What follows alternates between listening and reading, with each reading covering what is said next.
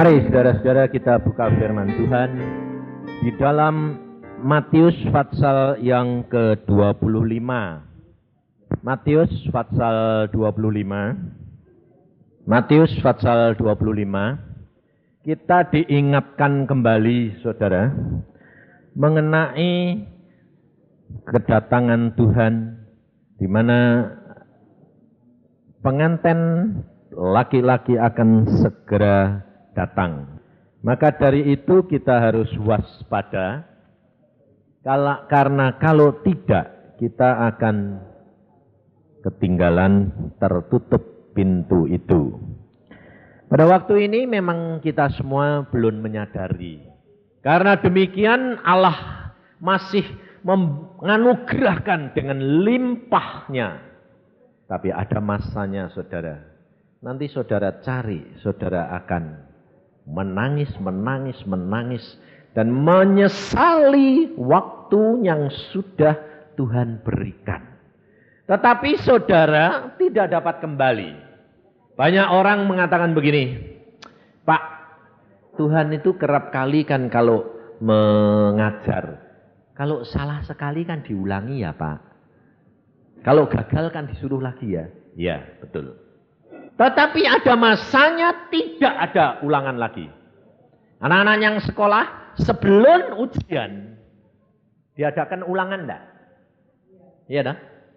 Setelah ulangan ada masanya ujian tidak dapat diulang kembali. Ini Tuhan sudah mengatakan saudara, waktunya cuma 2-3 tahun ini. 2-2,5 tahun ini. Itu anugerah yang Tuhan berikan. Tergantung saudara mau belajar atau tidak, meraih atau tidak. Setelah itu Tuhan berkata, sulit. Dan banyak hamba-hamba Tuhan dari luar negeri menyatakan bahwa Indonesia akan terjadi kegerakan yang luar biasa dalam masa 2,5-3 tahun ini. Ini sudah hampir setengah. Sebetulnya yang Tuhan maksudkan itu mulai tahun 93. Ini sudah hilang setengah tahun, saudara. Jadi maka dari itu kita harus hati-hati. Dan caranya Tuhan ngomong itu macam-macam. Maka dari itu kalau saudara dan saya tidak mengalami pribadi, saudara akan nangis nanti. Menangis. Kenapa? Sebabnya dulu kok aku cuma dengar dari orang. Persis pengalaman Ayub. Aku mengenal Allah hanya dengar dari orang. Tapi tidak mengalami sendiri. Sebab pengalaman pribadi saudara. Itu tidak sama dengan kesaksian dan cerita orang. Pengalaman pribadi itu asik saudara. Saya kalau ingat sama Tuhan itu. Udah kepengennya itu apa? Aduh Tuhan, tugasku kok enggak barbar sih? Selesai pulang, ketemu dengan Yesus, tinggal bersama dengan Yesus itu enggak bisa lupa saudara. Kenapa? Sebab di sana itu pikiran ini enggak bisa kamu mikir seenakmu itu enggak bisa. Pada waktu saya dibawa ke Firdaus sama Tuhan, saya masih bawa pikiran saya saudara. Jangan dikira kalau saya dibawa ke sana itu lalu pikiran sudah hilang. Kok enak? Bawa. Dan mata keranjang saya masih. Dan saya ingat ini, pikiran ini ingat. Menurut ceritanya, malaikat-malaikat itu kan cantik-cantik, betul enggak? Hah? Iya toh? Mana ada malaikat cantik? Wong malaikat itu enggak perempuan. Saya dulunya enggak tahu. Pikirku malaikat tuh cantik-cantik begitu dah. Malaikat itu enggak perempuan. Laki apa enggak? Enggak. Lalu banci? Enggak. Lah itu laki enggak, perempuan enggak. Itu malaikat saudara. Nah, saya dulu tuh terpengaruh oleh orang dunia. Malaikat tuh cantik-cantik. Jadi pada waktu dibawa ke sana, saya mulai mikir gini. Mulai mau mikir ini. Katanya malaikat tuh cantik-cantik. Baru mulai mikir. Tuhan Yesus mesem. sama saya. Baru mulai nih timbul gitu tuh, Tuhan Yesus tuh mesem. Tuhan bilang gini, kamu ndak bisa mikir-mikir yang jahat di sini. Oh, ketahuan. Sebab di sana nanti lidahmu itu ndak dipakai. Kenapa? Kotor, najis. Kamu timbul pikiran, langsung orang lain sudah tahu. Jadi tidak bisa sembunyi-sembunyi seperti zaman sekarang. Tidak bisa. Mengapa ada prasangka? Mengapa salah pengertian? Mengapa selalu satu dengan yang lain menghakimi, menilai? Karena apa? Tidak ngerti, saudara. Contohnya, Maria dan Yusuf bertunangan. Maria sama Yusuf tunangan. Lalu Yesus dikandung Maria.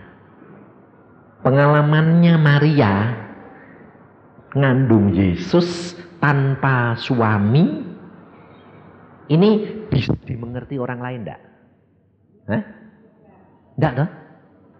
Lah, sekarang kalau saudara itu punya pengalaman pribadi sama Yesus, kalau orang lain enggak ngerti saudara, saudara kok jengkel? Saudara kok marah kalau dihakimi? Saudara kok marah kalau dinilai? Yesus sudah memberikan contoh yang jelas. Di sini banyak anak-anak yang ditolak dari dalam kandungan ibunya. Waktu dikandung, ditolak. Itu saja sudah terjadi pemberontakan. Mereka mengatakan, orang tua aku tidak sayang aku. Bagaimana rasanya Yesus ini? Yesus ini waktu Maria dan Yusuf itu baru tunangan, Yesus sudah dikandung. Berarti Yesus ini anak apa? Bukan anak ditolak. Pasti dicap orang lain anak haram, betul? Saudara, Anda tidak pernah merasakan. Yesus sudah merasakan segala-galanya. Kalau ada anak yang ditolak, dia bilang, aku raja di atas segala raja. Aku yang punya. Mereka mengecap aku anak haram. Bayangin perasaannya Maria. Siapa di antara saudara perempuan-perempuan tidak kepingin merasakan pernikahan dipestakan. Mengalami pakai gaun kemanten. Ayo siapa? Semua kepingin toh? Kebanyakan lakinya tidak kepingin. Sudahlah, capek-capek. Perempuannya bilang apa? Seumur hidup cuma sekali. Mosok enggak. Saya saja terus terang saudara, mau mantu ini saya ngomong sama anak saya. Dua-dua laki-laki ini mau mantu jadi satu, itu belum pernah terjadi. Apalagi orang Tionghoa, pasti selarangan, ya toh? Oh jangan dua-dua jadi satu. Ayo, saudara orang Kristen pun kadang-kadang masih melintas tidak pikiran itu. Masih terikat. Oh jangan mantu dua-dua. Bahaya. Aku bilang bahayanya apa? Oh nanti tidak satu tidak kuat. Nah ya terang toh, dua-dua tidak sama bakal kuat. Aku bilang gitu. Wong tenaganya segalanya beda-beda. Kok tidak kuat? Di dalam Yesus tidak ada jalan yang tertutup, semua mungkin. Maka dari itu pada waktu saya berkata, nak biayanya itu mahal loh nak, 50 juta. Kan gak usah pesta lumayan, kamu 25, kamu 25. Anak-anak bilang apa? Perempuannya itu lupa, cuma sekali seumur hidup, mosok gak ngalami duit. Saya bilang betul, Tuhan juga bilang begitu. Saudara perhatikan, Maria ngalami jadi kemanten enggak? Ini perempuan-perempuan enggak pernah bayangin. Maria itu tidak pernah jadi kemanten. Bayangin saudara. Dia harus berkorban. Padahal Yesus dikandung oleh Maria melalui Roh Al-Kudus. Itu satu kekudusan, satu anugerah, satu pengalaman yang khusus dengan Allahnya. Tapi ada harga yang harus dibayar. Maria harus mengorbankan masa pernikahannya. Maria harus mengorbankan harga dirinya. Maria harus dihakimi. Maria harus diejek. Ini ada harga. Pengalaman pribadi dengan Yesus. Ada harga yang saudara dan saya harus bayar. Kalau saudara dan saya menyadari hal itu, saya yakin saudara tidak akan kecewa kalau engkau mengalami pribadi. Orang lain tidak ngerti. Malah kamu bilang apa? Kasihan Tuhan, wong tidak ngerti. Betul? Makanya mulai sekarang kalau kamu punya pengalaman pribadi, orang lain bilang, oh aneh-aneh, sesat. Yang penting kan damai sejahtera. Betul enggak? Mau enggak ngalami gitu? Mau? Bayar. Jangan bilang, mau, gratis. Mana ada. Lihat, waktunya akan tiba. Perhatiin di dalam Matius pasal 25. Pada waktu itu hal kerajaan surga seumpama 10 gadis yang mengambil pelitanya dan pergi menyongsong mempelai laki-laki. 5 diantaranya bodoh dan 5 bijaksana. Gadis-gadis yang bodoh itu membawa pelitanya, tetapi tidak membawa minyak. Sedangkan gadis-gadis yang bijaksana itu membawa pelitanya dan juga minyak dalam buli-buli mereka. Tetapi karena mempelai itu lama tidak datang-datang juga, mengantuklah mereka semua lalu tertidur. Waktu tengah malam, terdengarlah suara orang berseru, mempelai datang, songsonglah dia. Gadis-gadis itu pun bangun, semuanya lalu membereskan pelita mereka. Gadis-gadis yang bodoh berkata kepada gadis-gadis yang bijaksana, berikanlah kami sedikit dari minyakmu itu, sebab pelita kami hampir padam. Tetapi jawab gadis-gadis yang bijaksana itu, tidak, nanti tidak cukup untuk kami dan untuk kamu. Lebih baik kamu pergi kepada penjual minyak dan beli di situ. Akan tetapi waktu mereka sedang pergi untuk membelinya, datanglah mempelai itu dan mereka yang telah siap sedia masuk bersama-sama dengan dia ke ruang perjamuan kawin. Lalu pintu ditutup. Kemudian datang juga gadis-gadis yang lain itu dan berkata, Tuan, Tuan, bukakanlah kami pintu. Tetapi ia menjawab, aku berkata kepadamu, sesungguhnya aku tidak mengenal kamu. Karena itu berjaga-jagalah sebab kamu tidak tahu akan hari maupun akan saatnya. Lihat dan perhatikan pesan Tuhan Yesus yang khusus ini, saudara. Bukankah Tuhan Yesus mengajar kita mengasihi, mengampuni, betul tidak? Betul? Ini yang kerap kali saudara tanamkan dan ini yang kerap kali saudara pakai alat untuk membela diri. Kasih Yesus bukan untuk membela diri. Kasih Yesus bukan untuk membenarkan diri. Tetapi kasih Yesus untuk dinikmati, disadari. Karena dia sudah berkorban untuk kita. Tapi apa balasan kita?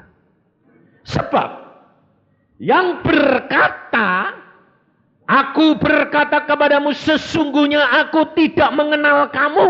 Siapa ini? Hah? Yesus. Berarti akan ada waktunya di mana Tuhan tidak memberikan kesempatan lagi pengampunan. Hati-hati, saudara. Kemudian kalau teman-teman kita, saudara seiman, segereja, sepersekutuan, kira-kira kalau kita minta tolong, lalu dia bilang, wah maaf, nanti aku gak cukup sama kamu. Lalu jawabannya yang satu bilang apa? Di mana kasihmu? Betul. Mosok katanya kan punya satu baju 2, kasih dong 1. Kira-kira kalau gadis yang bijaksana ini minyaknya dikasih, dia masuk enggak? Tidak. Ada waktunya di mana teman saudaramu tidak dapat berkata, ambil, enggak. Maaf, nanti tidak cukup untuk kamu dan saya. Ini saudara. Saudara baca koran, Pak William Suryajaya yang kaya raya jadi bangkrut. Baca toh? Bilang apa dia? Aku kepingin bangkit, tapi teman-teman semua meninggalkan aku. Ngerti? Ngerti saudara? Ada waktunya kamu harus ditinggalkan. Maka dari itu kita harus mulai sekarang ini berlatih. Kita waspada.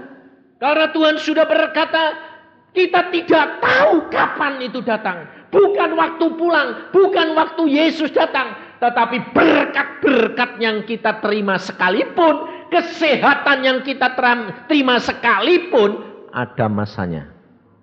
Itu semuanya di dalam dunia terbatas, saudara. Kita harus berjaga dan berdoa. Kita harus waspada tentang hal semua yang dianugerahkan oleh Allah. Supaya jangan sampai kita kecolongan. Kita kerap kali tidak menyadari. Tuhan berkata kepada saya, dan saya sekarang ini menemukan dan menghadapi banyak bapak-bapak mau konseling sama saya. Dia bilang apa? Pak, aku tidak bisa mengerti Pak zaman sekarang. Kenapa? Istriku lari Pak. Hah? Bukankah aku dulu waktu datang 3 tahun ini, saya bilang, saya sudah peringatkan. 93 keluarga-keluarga Kristen hati-hati. Sebab pengikut-pengikut setan di seluruh dunia doa puasa mau menghancurkan keluarga-keluarga Kristen. Dan Tuhan sendiri pesan kepada saya tahun 93, roh perzinaan dan roh percidraan dilepaskan oleh Tuhan. Saya sudah pesan, kemudian salah satu mahasiswa saya dengar, saya bilang perhatikan, hati-hati. Lalu dia sekolah di Jepang. Kemudian dia introkal sama saya. Pak, apa yang kamu katakan sudah digenapi sekarang. Di mana? Di Amerika. Sekarang di Amerika sudah diadakan statistik, lalu diselidiki mengapa mulai tahun ini terjadi ledakan seks luar biasa. Orang tidak takut lagi AIDS. Mulai tahun ini tidak takut lagi AIDS. Sepertinya malah jadi mati. Lalu dia bilang, persis Pak, kenapa? Karena waktu diadakan statistik, yang berkobar-kobar seksnya itu bukan laki-laki, perempuan. Alkitab berkata, saudara, akhir zaman nanti 7 perempuan rebutan 1 laki. Kalau sampai bisa rebutan gitu, yang berkobar-kobar yang laki apa yang perempuan? Indonesia ini belum melanda secara luas. Sekarang banyak laki-laki yang disoroti, laki-laki loh. Laki-laki mata keranjang, laki-laki. Tahun 93 ibu-ibu hati-hati kamu. Yang konseling sama saya itu semuanya ibu-ibu yang anaknya sudah 2-3. Kabur semuanya sama orang lain. Saudara tahu, waktu saya dengar gitu, loh istrimu itu kan cinta Tuhan toh? Iya Pak. Kamu doa bersama enggak? Nah itu Pak, doa sendiri-sendiri. Makanya istrimu bilang apa?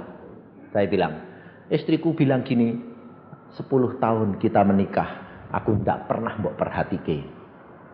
Anaknya 3 enggak pernah diperhatiin. Sekarang ada laki-laki memperhatikan dia. Kabur. Dan di Amerika sudah di statistik sudah didapat. Yang justru berkobar-kobar itu perempuan umur 40 sampai 60. Hati-hati mak-mak. Jadi yang sudah 40 bilang, aku sudah tua. Yang 50 bilang, aku sudah tua. Kamu belum pernah yang ngerasain rasanya dikuasai roh zina. Matamu gelap, semua kelihatannya bagus, kamu kelihatannya muda. Hati-hati saudara. Saya di mana-mana bertemu dengan bapak-bapak yang selalu berkata, Pak, tidak bisa ngerti Pak. Loh, kalau laki-laki yang disenangi itu lebih gagah dari saya itu, saya masih bisa ngerti Pak. Kalau yang disenangi itu lebih kaya, saya bisa ngerti Pak. Saya kayak gini, bilang, saya kayak gini, kurang apa? Wah, kamu cukup ganteng, cukup kaya, cukup kerja, cukup berhasil. Iya Pak, iya toh. Yang disenangi, hitam, pendek, gak punya kerjaan, gak kaya. Gak bisa ngerti Pak, gak bisa ngerti. Saudara tahu? Saya bilang, loh Pak Yusa ngerti, aku yang ngerti. Kenapa? Lah aku dulu ngalami kok. Waktu belum jadi hamba Tuhan, saya masih jadi dokter, ngalami. Saya bisa jatuh cinta sama gadis, istriku, aku tuh paling gak suka gadis hitam. Istriku tuh putih. Tapi saat itu timbul, saya bilang gini, Tuhan, kok aneh sih Tuhan, aku ini. Apa mulai terjadi apa ini? Kok aku mulai senang gadis yang hitam? Jelek lagi. Ini kok aneh sih Tuhan? Lalu Tuhan bilang apa? Kamu harus ngalami supaya tahu rasane. Nah, enak gini kok Tuhan, pertentangan antara pikiran dan roh. Ya, supaya nanti kalau kamu menemui anak-anakku yang jatuh, kamu bisa merasakan tidak menghakimi. Dan istriku sendiri berkata ini, yang aku lihat kamu tuh, itu bukan kamu kok. Makanya istri saya dulu luar biasa. Tahu saya jatuh cinta sama perempuan lain, istri saya bilang apa? Oh, enggak apa-apa yang. Mana ada perempuan seperti dia. Kalau tahu pasti brut, betul. Enggak usah sediain tidur madep sana, sama. Najis, ya toh? Sok suci perempuan-perempuan ini. Istri saya itu loh enggak gitu. Dia bilang, malah kalau tidur dia ngerangkul saya bilang, aku tahu kok yang itu bukan kamu. Enggak apa-apa, aku berdoa buat kamu. Wah, hati saya hancur digituin. Tahu? Karena apa? Dia tahu, aku bilang, ini aku udah kepengen. Ya, aku lihat kok. Aku dilihatkan Tuhan. Itu bukan kamu. Ada roh yang lain. Dan pada waktu didoakan saya minta ditumpangi tangan. Doain dong. Doa, ayo, doa. Dia bilang apa? Tuhan berkata apa? Ada waktunya, ada saatnya untuk kamu dibebaskan. Pada waktu sudah tiba waktunya, saudara, aku ya tidak kepengen, ya tidak ngatur, terus hilang. Kayak orang, loh kok copot. Tidak kepengen lagi. Aneh tidak? Kayak engkong yang ketemu saya. Umurnya 69. Engkong ini nyari saya. Pak Yusa, saya kepengen ketemu kamu. Kenapa? Saya sudah dengar kaset tapi belum pernah ketemu rupamu. Oh, Yusa itu modelnya kayak gini. Ya. Betul. Aku ngalami. Ngalami apa? Saya bilang, kayak kamu. Wah, aku ini mata keranjang. Dia bilang. Oh, yang diinget-inget kok mata keranjangnya. Dan dia jatuh cinta sama gadis umur 17. 69 loh. Tapi laki. Tapi kalau 69 nenek, hati-hati. Loh, sampai sekarang sudah ada enggak nenek 63 tahun jatuh cinta sama pemuda? Ada enggak? Di sini Indonesia. Hah? Ada enggak? Enggak ada. Ada. Saya kenal orangnya, orangnya itu datang dua-dua sama saya. Dia datang pada saya. Dia berkata apa? Pak, doain dong Pak. Kenapa? Itu tuh jodohku. Wah, sampai Tuhan, ini nenek jatuh cinta sama pemuda ini. Ya. Lakinya hamba Tuhan umur 30. Perempuannya 63, hamba Tuhan. Jangan kaget. Waktu itu saya juga seperti kamu. Hah? Nenek-nenek ini genitnya mulai, hamba Tuhan sudah mulai genit. Rambutnya disemir, dipungkel-pungkel. Wih, kenceng-kencengin semua. Bayangin, lalu datang ke dokter ini spesialis teman saya. Dia bilang, Pak, kamu kenal ini? Nah, dia datang pada saya, Pak. Hati-hati, saya bilang. Ya Pak, dia minta disuntik hormon supaya singset semua. Dia bilang, loh kenapa Bu? Ibu kan sudah cukup hamba Tuhan. Oh enggak Pak, saya punya jodoh itu 30 tahun. Bengong. Saya bilang, jangan bengong, biasa. Ini zamannya sudah begitu. Betul? Lalu saya berkata, Ibu, duduk diam di bawah kaki Tuhan, doa puasa. Dia doa puasa. Akhirnya rohnya menang, bukan pikirannya. Dan dia berkata, oh ya, dilepaskan. Nah, kalau engkau tidak ketemu sendiri, tidak ngalami sendiri, tidak percaya. Tapi firman Tuhan ya dan amin. Kalau Tuhan sudah pesan, Tuhan berkata, lihat apa kejadian ini. Dan saudara harus waspada, berjaga dan berdoa. Bagaimana kita dapat menolak semua kuasa gelap, pengaruh, perjinaan dan percideraan itu? Hanya dengan firman dan doa. Tanpa itu kamu tidak mampu. Sebab hal ini kerap kali di dalam keluarga kami alami. Aku pulang, ini kok tidak ada sejahtera apa? Istri saya bilang, tidak ada sejahtera loh yang. Wah ya ini. Ini bukan ada apa-apa, ini roh percideraan ini. Ayo doa, usir, des hilang, damai lagi. Loh. Kalau saudara tidak belajar peka, kalau damai sejahtera mulai hilang, kumpul, sembahyang, usir. Saudara pikir, tidak ada apa-apa. Tidak ada, kamu ada apa? Tidak ada. Ribut pasti. Asal tidak ada damai sejahtera salah satu, kumpul, doa bersama. Makanya saya katakan, mezbah keluarga itu kuncinya untuk menolak segala pengaruh kuasa gelap. Saudara ribut suami istri kayak apa? Tetap sembahyang bersama. Pasti Yesus hadir. Dan kuasa Allah datang untuk melepaskan dan membebaskan kamu. Saudara, orang kalau mau mantu, pasti banyak masalah. Betul enggak?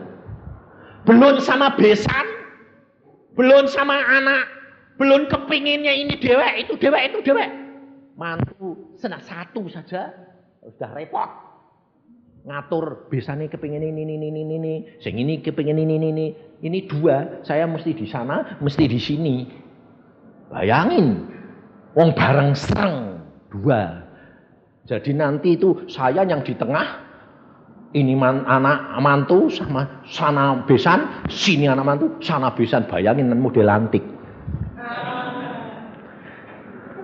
Tidak pernah ada. Tapi ada di dalam Yesus, tidak ada pembatasan dan tidak ada yang mustahil. Maka dari itu saudara, kita harus benar-benar waspada. Kalau saudara tidak waspada, saudara akan kena. Dan kalau saudara kena, saudara tidak akan dapat melepaskan diri tanpa Yesus. Saudara harus membayar mahal. Sebab Alkitab sudah berkata, yang tahu banyak dituntut banyak.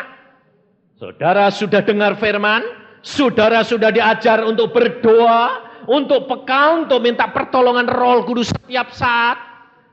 Saudara sudah saya ajarkan, dan itu harus dilakukan. Dan itu harus dilatih dilatih terus-menerus. Dan engkau harus belajar mengalahkan roh percidraan. Bagaimana caranya? Minta roh pengertian dari Tuhan. Setiap hari, jangan saudara kira saya ini tidak minta. Setiap saat saya berdoa, saya berkata, Tuhan, berikan aku roh pengertian. Kalau ada salah mengerti sedikit, ada damai sejahtera, roh pengertian ini yang membuka. Di mana letak ketidaksejahteraan ini? Karena Roh Kudus akan memberitahukan. Maka saudara dan saya jangan sekedar punya pelita. Jangan sekedar di dalam pelita sudah ada minyak, Roh Kudus, sudah. Tetapi saudara harus punya reserve. Reserve ini harus ditimbun, digunakan pada waktunya. Jangan cuma sekedar kita berdoa, makan, tidur, cukup. Itu minyak saat kita butuhkan tiap hari, saudara. Tetapi kita berdoa tambah, Tuhan bilang. Tambah buat reserve, nak. Makanya saya sampai bingung waktu saya dituntut Tuhan. Mulai tahun ini Tuhan berkata, kamu harus berdoa 1 hari. Di jumlah seluruhnya 6 jam. Sampai 7 jam. Aku bilang, Tuhan, mbok suruh sembahyang 6 sampai 7 jam? Ya. Biasanya saya cuma 3-4 jam. Ini suruh 6-7 jam. Kenapa Tuhan double reserve? Kalau tidak, kamu tidak akan mampu mengatasi. Sebab keluarga hamba Tuhan ini disorot, saudara. Diberkati salah. Tidak diberkati salah. Diberkati, mewah-mewahan. Tidak diberkati, hamba Tuhan kok kere. Aku bingung ini sampean. Saya bingung. Apalagi nanti saya pesta manggil orang kira-kira 3.000. Apa-apaan ini? Loh, ya dah. Saya bilang, Tuhan, engkau yang suruh, ya aku sudah siap. Pasti nanti dilontarkan segala macam ejaan segala. Biarin. Kalau dia ngejek, ampuni ya Tuhan, wong gak ngerti. Sebab kadang-kadang saya sampai mikir, waduh Tuhan, uang 50 juta kasihan. Buat hamba-hamba Tuhan di desa kan lumayan Tuhan. Tuhan bilang, kamu mau bela aku, bantu aku? Apa artinya 50 juta? Sak miliar, apa artinya? Kalau aku mau, gampang enggak? Aku beri untuk ini. Orang hamba desa, aku punya hak sendiri dan aku dapat memberkati mereka. Oh ya wes, nurut sajalah. Tapi aku nanti bakal diginikan. Rela enggak? Seperti Maria. Ya rela. Ya sudah, nurut. Ya wes, nurut. Sudah nurut, malah ada orang-orang, malah 2 orang enggak saling ngerti, enggak saling kompromi bilang, waduh Pak, kamu ini disayang Tuhan luar biasa. Loh jelas dong hambanya. Aku bilang. Dia bilang apa? Wah kamu sudah disediain mobil baru lagi. 2 orang. Aku bilang, iya, waduh, apa omongannya orang ini nanti? Mantu lah, dapat sumbangan buat beli mobil baru. Waduh, wes ini nanti omongannya orang kayak apa? Aku bilang gitu. Tuhan bilang, tutup telinga, nggak urusan, yang ngalami kamu bukan orang lain. Saya bilang, amin, nurut sajalah, saudara. Hidup dengan Yesus itu luar biasa. Engkau tidak perlu takut, engkau tidak perlu khawatir. Sebab Allah sudah berkata, asal kamu melakukan, aku akan melepaskan kamu. Lihat di dalam Wahyu. Apa yang Tuhan Yesus pesan, saudara dan saya harus perhatikan benar-benar. Sebab kalau tidak, saudara nanti akan jatuh. Sebab saudara kerap kali berkata begini. Saudara selalu ngomongnya apa? Gini dah. Ya kalau kayak Pak Yusa ya enak Pak. Gitu dah. Wong bisa ngomong-ngomong mbak Tuhan. Lain. Coba kalau kamu ngomong sama malaikat kayak Maria mau enggak? Ini gadis-gadis tak tanyain ini loh. Kalau kamu jadi Maria mau enggak? Malaikatnya datang, kamu bakal ngandung. Mau enggak? Aku belum punya suami. Oh enggak apa-apa, Roh Kudus. Mau enggak? Saudara tahu, ada harga yang saudara dan saya harus bayar. Tapi Alkitab mendidik di dalam Wahyu pasal 3, peringatan Tuhan ini masukkan dalam hatimu, pegang, jangan lupakan, apalkan, dan setiap kali ngomong sama jiwamu. Ini penting sekali. Di dalam ayat yang ke-8, Wahyu 3, aku tahu segala pekerjaanmu, lihatlah aku telah membuka pintu bagimu yang tidak dapat ditutup oleh seorang pun. Aku tahu bahwa kekuatanmu tidak seberapa. Ini perhatikan saudara. Aku tahu kekuatanmu tidak seberapa. Namun engkau menuruti firmanku. Dan engkau tidak menyangkal namaku. Nah, itu yang penting. Saudara dan saya tidak punya kekuatan yang besar, tetapi kecil, tetapi yang penting Tuhan mau apa? Menurut firman. 1. Kedua, ayat 10. Karena engkau menuruti firmanku. Dan kedua, untuk tekun menantikan aku. Ini doa. Tekun menantikan aku. Ini doa. Karena saudara kalau doa, jujur, kamu sembahyang, laporan, atau menantikan Tuhan jawab? Ayo. Contohnya laporan gini. Sembahyang masuk. Tuhan, aku ini kesulitanku ini masalahku ini. Selesai. Kamu diem, apa maumu Tuhan? Atau amin. Kalau sudah ngomong setengah jam masalahnya, nangis, terus amin. Itu laporan atau doa? Itu laporan. Jadi selama ini kamu ini laporan pas sembahyang. 1. Kedua, mungkin ada yang sembahyang. Lebih banyak menanti atau lebih banyak ngomong? Ayo. Kamu kalau ngadep sama Tuhan, lebih banyak ngomong atau lebih banyak diem? Menanti itu diem dah. Ayo, banyak mana? Sekarang kalau saudara saya tanya, kamu disuruh seperti saya sembahyang 6 jam itu, sing mbok omongke apa? Entek enggak? Habis enggak? Ngomong apa meneh? 6 jam. Wah, duer. Habis. Setelah habis apa yang dilakukan? Menantikan Tuhan. Loh. Menantikan itu enak enggak? Banyak orang bilang gini, oh Bayu saksi, kalau doa dijawab, denger. Tapi kalau sama saya, Tuhan enggak ngomong tuh Pak. Enggak ngomong itu kamu tunggu berapa menit? Ya sudah 5 menit. Loh.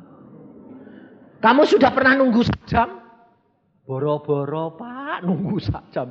Sama campur sembahyang sak jam saja tidak kuat. Nah iya makanya itu. Menunggu. Menunggu itu artinya duduk diem. Pikiran, hati, mulut menyembah. Tuhan engkau baik. Engkau itu baik kok ya Tuhan. Lalu karunia lidah, pikirannya tertuju dia. Loh, itu menantikan Tuhan. Sebab pikirannya istirahat. Mulutnya ngomong, karunia lidah, hatinya tertuju kepada Tuhan. Menantikan terus, jaga telinga rohani, mata rohani. Nah, itu tugas saya. Nanti kadang-kadang Tuhan ngomong, ya. Ngomong itu halus kadang-kadang. Waktu saya berdoa, ada 2 peristiwa yang saya sendiri sampai kadang-kadang kepingin. Saya sembahyang. Tuhan, Engkau itu baik, Engkau itu sayang ya Tuhan. Engkau itu sayang sama aku, Engkau lengkapi semuanya. Lihat. Cek. Terus saya sembahyang, menyembah, pikiran tertuju dia. Mata ini nutup enggak? Nutup, dek mata ini boleh jelalatan nanti hilang malah nutup. Kok ada cek? Wih, cek ini turun. Terus tak tampani, jatuh di depan saya tak ambil. Wih, tak lihat, wih, 400 juta. Kira-kira kamu lihat gitu ada timbul kepengen enggak? Ya ada, tidak kepengen itu bukan manusia. Wah aku lihat gitu ya. 400 juta Tuhan. Aku cuma ngomong gini, 400 juta Tuhan, ini sembayang. Dalam hati, dalam pikiran ini, wah aku lumayan. Terus Tuhan ngomong, bukan buat kamu. Ada bukan buat kamu kok ditunjukin. Nah itu loh saudara, itu untuk mendidik kita tidak tamak. Buat siapa Tuhan? Buat orang yang kemarin kamu doakan. Waduh, Tuhan berkata apa? Tanda tangani. Aneh enggak? Loh Tuhan ini kan untuk orang itu. Iya, tapi kamu yang harus tanda tangani. Waduh, berarti aku yang engkau beri hak untuk memberikan dia. Ya. Wah. Ya sudah, tak tanda tangani. Serat. Selesai. Tuhan berikan dia. Oke. Hilang. Bet. Wah. Amin. Saya bilang. Tuhan, kalau ini memang daripadamu, dalam nama Tuhan Yesus, orangnya datang. Untuk segera saya serahkan. Supaya jangan lama-lama nanti aku lupa. Kalau kamu dibawa ya sukamu. Nggak boleh. Terus ada bel. Saya bilang, siapa? Oh, ini Pak. Yang kemarin diduain. Muncul orangnya. Orangnya muncul ini ngomong apa? Aduh Pak. Belum. Aduh Pak. Gagal. Padahal Tuhan baru ngomong. Oke. Ini orang datang. Aduh Pak. Gagal. Kamu dari mana? Dari notaris. Tidak jadi. Berkat itu milik saya. Siapa bilang? Nah, saya barusan dari notaris, dari pembeli dan penjual. Dia bilang tidak jadi. Saya bilang, kamu mau lihat mujizat Allah enggak? Oh ya mau Pak. Wah semangat dong 400 soal. Ya mau Pak. Pulang, jangan pergi kemana-mana, tunggu telepon. Sebab kalau kamu tidak segera pulang tunggu telepon, telat kowe. Hilang waktumu. Sebab hari ini juga kamu akan ditelepon, balik ke notaris, tanda tangan, kamu terima 400 juta. Wah langsung dia mukanya semangat lagi. Tuhan ngomong Pak. Amin.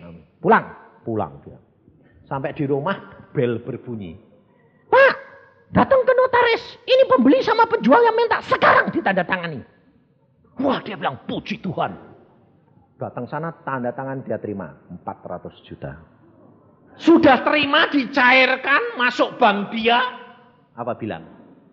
Wah luar biasa ya Tuhan. Langsung beli rumah, beli mobil. Istrinya bilang, Pak kamu itu pernah janji loh Pak sama Pak Yusa. Mulutmu sendiri yang ngomong di depan Pak Yusa. Siapa tahu Pak ini nanti berkat Bapak dapat bagian. Suaminya bilang, enggak, aku enggak pernah janji. Pak Yusak sudah kaya, ngapain dikasih? Saya enggak kepingin, saya enggak nuntut. Dan akhirnya perpuluhannya disalurkan tempat lain. Saya bilang, oke, itu baik, asal kamu sudah sembahyang. Sudah. Saudara tahu, Tuhan ngomong sama saya, dia akan bayar harganya mahal. Loh, kenapa Tuhan? Karena dia sudah berjanji tidak digenapi. Janji apa? Mengenai bagianmu. Mengapa aku suruh kamu tanda tangan? Itu bagianmu. Oh, ya ampuni toh Tuhan. Tidak apa-apa, kebagianmu tetap aku salurin. Saudara tahu, ada orang lain datang-datang, tidak tak layani, tidak tak apa-apakan datang-datang. Pak, kamu ini disayang-sayang Tuhan kok, luar biasa. Anak, ya jelas dong, saya bilang. Hambanya. Terus dia bilang, nih, saya suruh ngasih uang kamu berapa? 30 juta. Wah Tuhan, saluran ini mampet. Ada saluran yang lain. Ya dah. Tidak ada jalan yang tersumbat.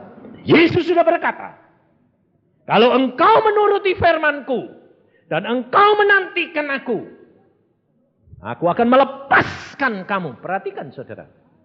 Ayat yang 10 ini. Karena engkau menuruti firman-Ku untuk tekun menantikan aku, maka aku pun dibalas oleh Tuhan ini. Maka aku pun akan melindungi engkau dari hari pencobaan yang akan datang atas seluruh dunia untuk mencobai mereka yang diam di bumi. Ini ada jaminan, hanya ada satu jaminan. Kalau saudara membaca firman Tuhan dan lakukan, saudara berdoa menantikan dia dengan tekun, ada jaminan kau akan dilindungi. Dari hari pencobaan, dari pencobaan apapun. Boleh devaluasi, boleh ekonomi bobrok kayak apa. Tetap kamu diberkati Tuhan. Boleh roh perzinahan melanda, tetap kamu dilindungi Tuhan. Boleh roh percideraan melanda dunia, tetap kamu dilindungi Tuhan. Ini saya alami. Saya baru dari luar Jawa. Apa terjadi saudara? Kaget saya. Bilang apa? Pak, kamu kan kenal baik sama hamba Tuhan itu ya Pak? Ya. Tolong Pak, konseling dia. Loh, hamba Tuhan kok konseling? Aku konseling. Ya Pak, sebabnya dia jatuh Pak. Hah? Jatuh apa? Habis ketahuan ciuman kok Pak. Ciuman sama siapa? Cium pipi. Enggak Pak, mulut. Oh. Siapa yang lihat? Pembantu saya. Oh. Sampai saya, kamu benar? Betul Pak. Sama siapa? Sama istrinya orang. Oh. Waduh, teler saya sampean. Bingung saya.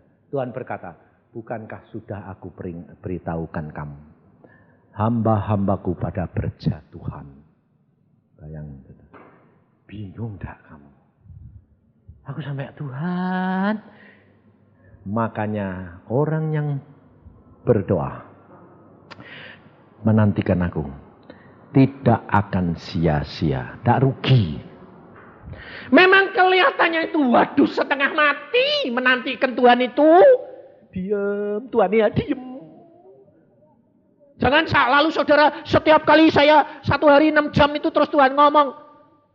Kadang-kadang 6 hari Tuhan tidak ngomong sekejap. Tuhan, engkau tidak ngomong apa-apa. Tidak ada yang tak omong gitu.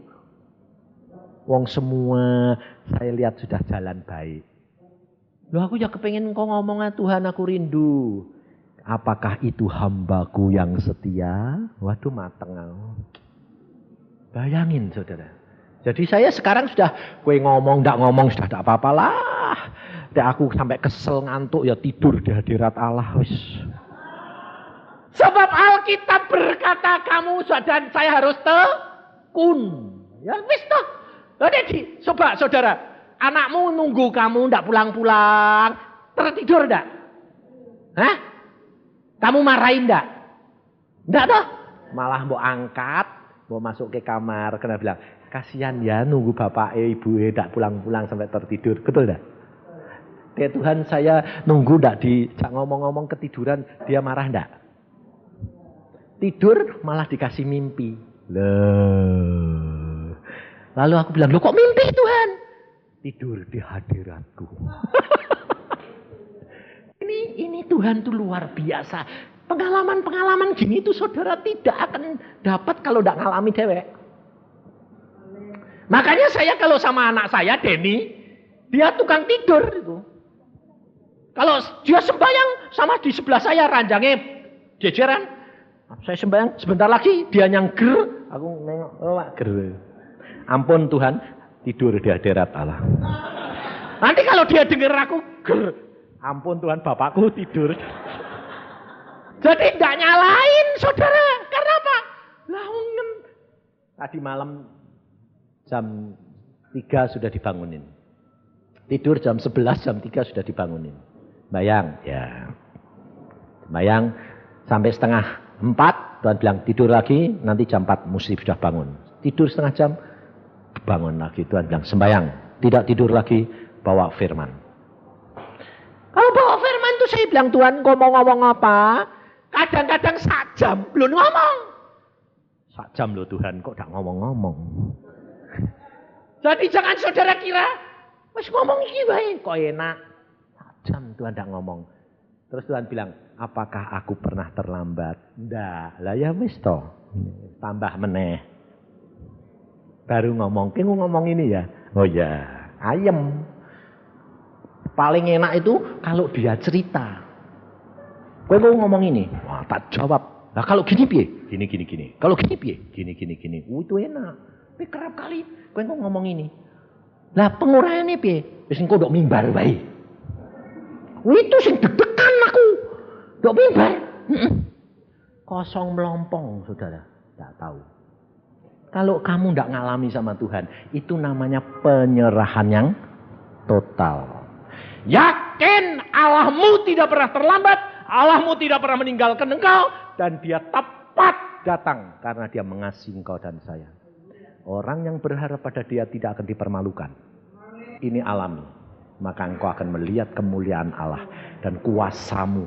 Tidak akan takut menghadapi apapun. Karena apa? Allah tidak pernah terlambat. Kemarin saya sama Pak Sam baru ngalami. Pak Samudi, ada orang nyonyah datang bawa mobil. Datang. Aku stres. Datang ini nyonya ini nemuin aku ini. Aku stres. Aku bilang, stres wong kowe galak kok. Aku udah ngomong ya blak-blakan. Orang ini orang kaya. Mobil sudah minta dibikin betul. Harga 17 dia mau. Minta diganti knalpot, ganti ini, ganti komplit sampai habis 750.000. Bare-bar orangnya lari, enggak mau beli. Madeg saya. Wah, jangan-jangan ini Tuhan punya maksud ini. Lalu saya ngomong sama Pak Sam. Sam. Yuk, nyoba mobil dia. Siapa tahu ini kasih kamu. Forsamu ditukar ini saja. Wong malah murah ini. Coba. Dia seneng.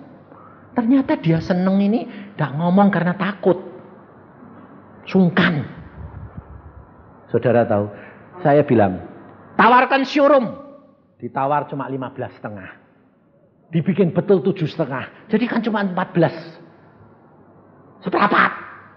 Dia bilang, oh, sebel. Ini ngoceh terus. Setelah dia lapor sama suaminya, dia pulang. Saya tanya sama Pak Sam, gue seneng. Wah mantep aku deh itu. Wes toh, harga showroom, beli, enggak apa-apa. Habis itu saya sembahyang, masuk. Tuhan, ini boleh kasih tahu. Wes enggak usah dibeli. Wah, saya keluar lagi. Sam, enggak usah mau beli. Kenapa? Sampai saya bingung. Loh tadi mau gerak kayak gitu. Sekarang ngomong, ternyata Tuhan ini cuma nguji dia. Atine mep gantol teriket ndak. Coba deh atine teriket, kabur. Dia bilang, enggak usah. Ya wis lah, dia ngomongnya gini, kalau jatah ya milikku, kalau enggak ya sudah. Nah, itu betul. Ternyata saudara, orang ini pulang, dia telepon suaminya. Pak, sebel aku, stres aku. Dinyang cuma segini, ditawar sama gini. Suaminya bilang, stres, wis ora usah stres, kasihkan sana, langsung berikan. Saya di rumah ngomong sama istrinya, Pak Sam, segera telepon, sekarang. Bicara, terus, pencet terus. Demikian dia selesai bicara, pencet. Karena kalau enggak kue kehilangan. Demikian dipencet, masuk. Nyonya itu bilang, baru aku ngomong sama suamiku. Aku ngomong, dia bicara sama suaminya itu. Ngoceh terus, biar ke. Tapi kamu penceti terus, jangan lolos. Setelah diangkat, dia bilang apa? Baru suamiku merintah saya, suruh pergi ke showroom, suruh ngasih. Dia bilang apa? Jangan bawa showroom, kasihkan saya. Oh kamu mau? Wah seneng aku kalau kamu beli. Malah tak kurangi lagi 250 kalau buat Pak Sam. Wow. Saudara tahu, Setelah telepon dia diletakkan, orang yang mau beli 16 telepon.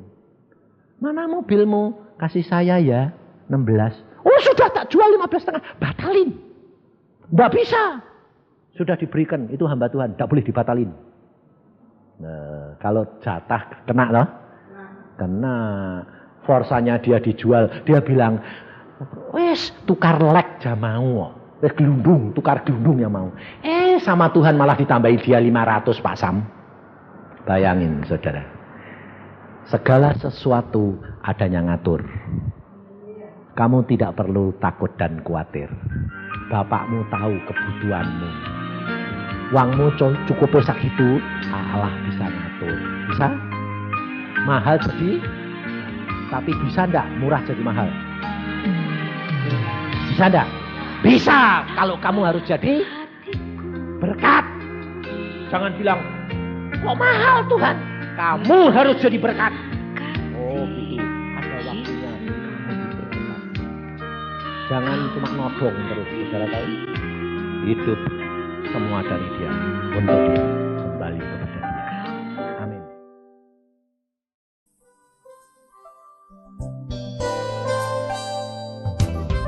Anda diberkati dengan pemberitaan firman Tuhan. Dapatkan kaset, VCD, CD, MP3, dan buku-buku rohani dari hamba-hamba Tuhan, Evangelis Yusak Cipto, Pendeta Petrus Agung, Evangelis Iin Cipto, dan hamba-hamba Tuhan lainnya. Tersedia juga banner dan alat-alat tarian lainnya. Hanya di toko buku Bless to Bless. Bless to Bless. Bless to Bless.